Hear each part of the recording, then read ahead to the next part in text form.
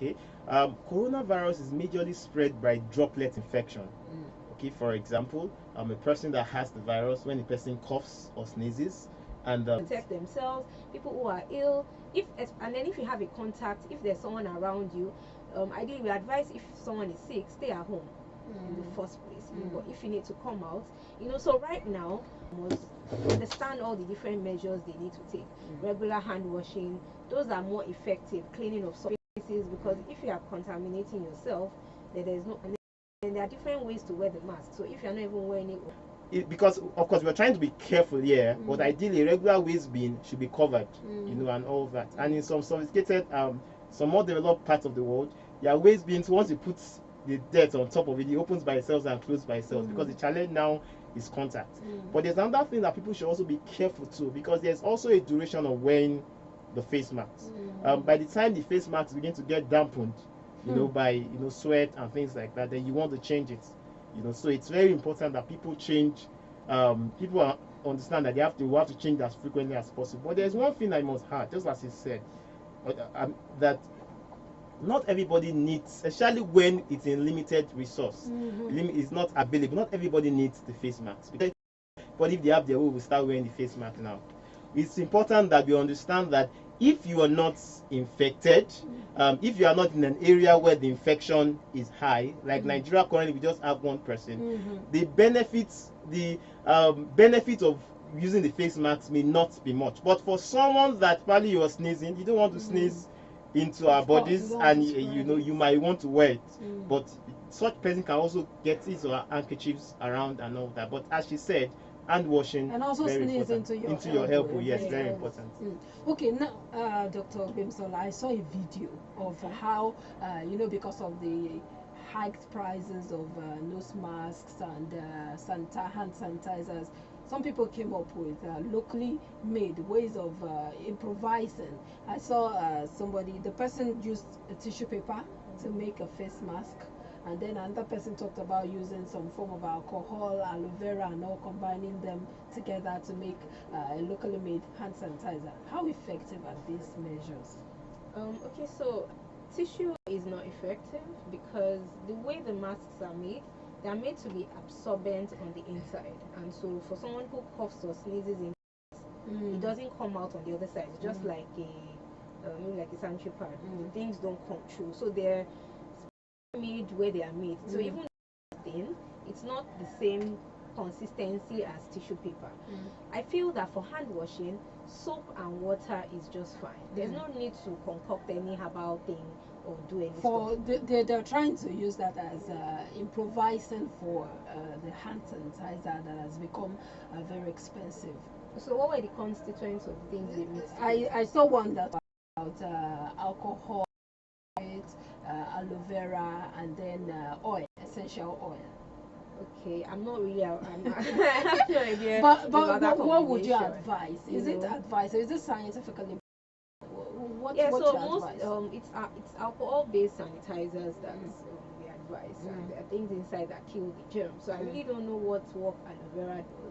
I have never read about it killing germs before. So maybe yes, it has healthy benefits, but about killing germs, no. And okay. I wanted to say something. Actually, I want to reasons for this innovation, because a few days ago I went to get some content for a first aid box for a particular group of people, and the small hand sanitizer was 1,000 naira. I was expecting something bigger, and the question is, how many? We don't just there are phases of tests that will be done. They've already done some tests in animals, so the next thing is to do pre-field tests in humans.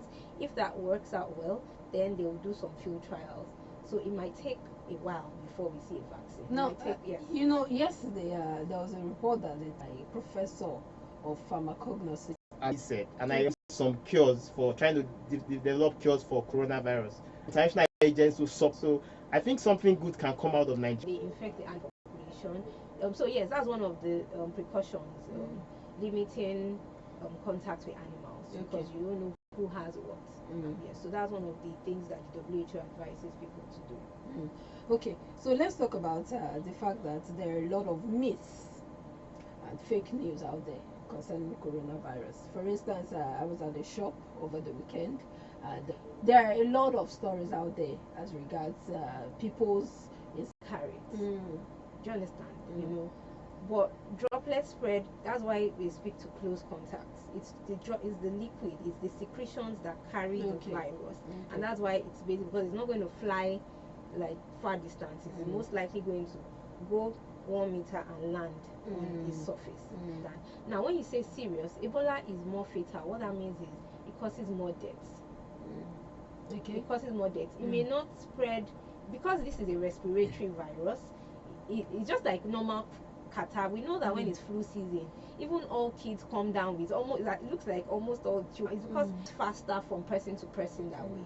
So those are diseases. You know, Ebola is because for COVID-19, most cases actually most people Some that have people the even virus, survive it. most people have mild. Is that contributory to this low rate? Okay, so maybe because I'm more evidence-based inclined, I'm a public health physician, a research, so whatever it is that yes, we have we may make assumptions, you may have an hypothesis, maybe this is there's a lot we don't know yet about this virus. There's a lot we are still looking at, still testing. So I feel it's still quite early to say this because initially people said, oh, blacks cannot be infected, and that has been disproved. We have seen people blacks being infected, you know, but I feel that there's still a lot of research that needs to be done to categorically say that these are the things, you know, just like we can say now that there are some tropical infections that thrive more because of our temperature, because of temperature in this environment. I feel that there's still a lot that we need to do to study and understand this virus. We're still in the early phases of it. Yes. Okay, so Dr. Babarisa, who is that? And people that live in such regions and in China or countries where there's community transmission. Community children who are less than 5, actually their immune system is not so. Schools, workplaces, ensure that there's regular cleaning of work surfaces. People have soap and water to wash their hands, or as we discussed earlier. And then people who are sick, this is very important. Okay. You may not know what it is. Visit a healthcare hospital and stay at home. And don't assume. And don't that you know know so what it is. because you want to protect others, you don't want to pass whatever it is to other people. And then it's also important to get information from health experts, not from WhatsApp Social media. broadcasts and all that. Yes, it's very important Yes, because yes. this makes people panic and do the wrong things that they are not meant to do. So those are my last Thank you so much. Thank you, Dr. Gbemisola Ishola and Dr. Adele Babari.